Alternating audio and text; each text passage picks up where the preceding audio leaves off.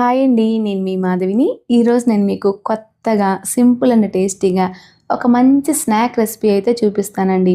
ఒక కప్పు గోధుమ పిండి, ఉప్మా రవ్వ మన ఇంట్లో ఉంటే చాలండి. అప్పటికప్పుడు ఇలా స్నాక్స్ చేసుకొని అలా తినేయొచ్చు.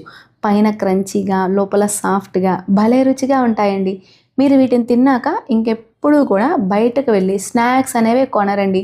పిల్లలు కూడా మళ్ళీ మళ్ళీ ఇవే చేయమని అడుగుతారు. అంత బావుంటాయి. నన్ను నమ్మి మీరు కూడా ఒక్కసారి ట్రై చేయండి. దీనికోసం ముందుగా ఒక బౌల్ తీసుకొని, ఒక కప్పు ఉప్మా రవ్వ, అదేనండి సూజీ రవ్వ.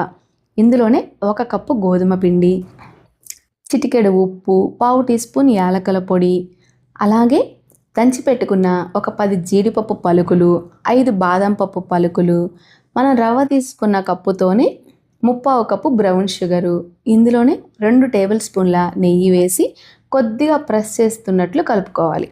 బ్రౌన్ షుగర్ ప్లేస్లో మీరు పంచదార అయినా వేసుకోవచ్చు, బెల్లం అయినా వేసుకోవచ్చు అండి. బ్రౌన్ షుగర్ కూడా హెల్త్కి చాలా మంచిదండి. ఎందుకంటే మనకి మామూలు షుగర్ కన్నా క్యాలరీస్ అనేవి తక్కువగా ఉంటాయి. ఇంకొకటి ఏంటంటే బ్రౌన్ షుగర్లో కాల్షియం, ఐరన్ ఇలాంటి శాతం అనేది ఎక్కువగా ఉంటుంది. కాబట్టి మనం ఈ బిస్కెట్స్ కానీ అంటే స్వీట్స్ ఎందులైనా బ్రౌన్ షుగర్ వాడినవి తిన్నాము అనుకోండి, త్వరగా జీర్ణం అవడానికి కూడా ఉపయోగపడుతుంది.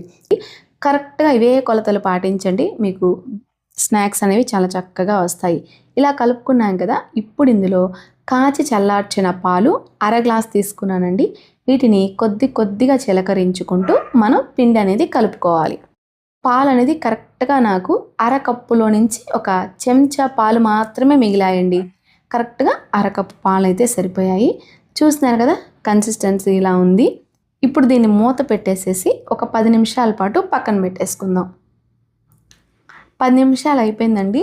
ఇప్పుడు చేతికి కొద్దిగా నెయ్యి అప్లై చేసేసుకొని మనకి కావాల్సిన సైజులో ఉండ తీసుకొని అరచేతిలో పెట్టి కొద్దిగా ప్రెస్ చేసుకుంటూ వత్తాము అంటే మనకి చూస్తున్నారు కదా, మంచి రౌండ్ షేప్లో ఎంత బాగున్నాయో చూడండి.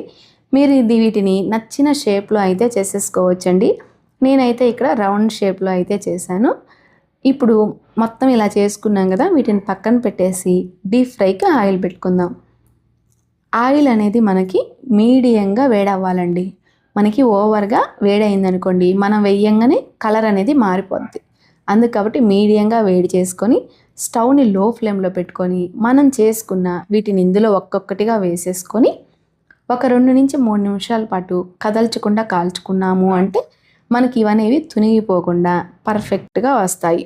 ఇలా మధ్య మధ్యలో టర్న్ చేసుకుంటూ స్టవ్ని మీడియం ఫ్లేమ్లో పెట్టుకొని మంచి బంగారు వర్ణం వచ్చేంత వరకు కాల్చుకోవాలి. చూస్తున్నారు కదా, ఎంత కలర్ఫుల్గా ఎంత బాగున్నాయో, టేస్ట్ కూడా అంతే బాగున్నాయండి.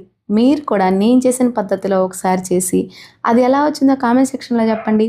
ఈ వీడియో నచ్చితే ఒక లైక్ చేసి షేర్ చేసి మన ఛానల్ని సబ్స్క్రైబ్ చేసుకోండి. మళ్ళీ మరో మంచి వీడియోతో మళ్ళీ కలుద్దాం. Thank you. Bye bye.